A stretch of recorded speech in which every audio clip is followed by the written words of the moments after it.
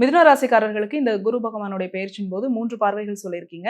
7ஆம் பார்வையான மகரத்தை பார்க்கும்போது என்ன பலன்கள் சார்? அதாவது உச்ச குருவினுடைய பார்வை மிதுன ராசிக்கு 7வது பார்வையாக மகரத்துக்கு விழுகுது. அது மிதுனத்திற்கு 8ஆம் இடமா போயிடுது. ஏற்கனவே நோய், துன்பம் இதுல எல்லாம் அவஸ்தைகளை நிவர்த்தி பண்றாரு குரு.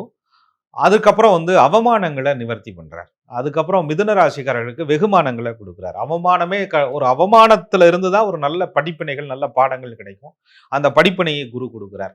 அவமானம், தேவையில்லாத அவமானங்கள் எல்லாம் இந்த காலகட்டங்களில் சரியாகுது. குடும்பத்துக்குள்ளேயே கட்பட்ட அவமானங்கள் எல்லாம் மிதுன ராசிக்காரர்களுக்கு சரியாகுது.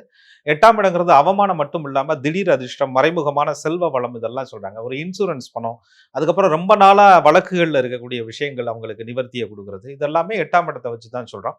அப்ப மிதுன ராசிக்காரர்களுக்கு அட்டமாதிபதியா சனி பகவான் வருவார். அவரே பாக்யாதிபதியாகவும் சனி பகவான் வர்றார். அப்ப அட்டம பாக்யாதிபதியாக சனி பகவான் அந்த அட்டம பாக்யாதிபதினு சொல்லக்கூடிய சனி பகவானை உச்ச குரு பார்த்துறார். ஆக மீனத்துல இருக்கக்கூடிய அந்த சனீஸ்வரனையும் குரு பார்க்கிறார். மிதுன ராசிக்கு அந்த மகர வீடான அந்த சனி பகவானுடைய வீட்டையும் குரு பார்க்கிறார். அப்ப டபுள் ப்ராஃபிட் உங்களுக்கு கிடைக்குது. அந்த நேரத்துல தான் நாங்க ரொம்ப நாளா நீங்க போட்டு வச்சிருந்த ஒரு இன்வெஸ்ட்மெண்ட், ரொம்ப நாளா வர வேண்டிய பணங்கள், தீராத கடன்கள், தீராத நோய், தீராத அவமானம், தீராத பழிச்சொல், இது எல்லாமே மிதுன ராசிக்காரர்களுக்கு அப்படியே ஒரு நிவர்த்தி ஆகுது. 2லே குரு உட்கார்ந்து இந்த இடங்களை எல்லாம் பார்க்கும் பொழுது பெரிய நன்மைகளை கொடுக்கிறார்.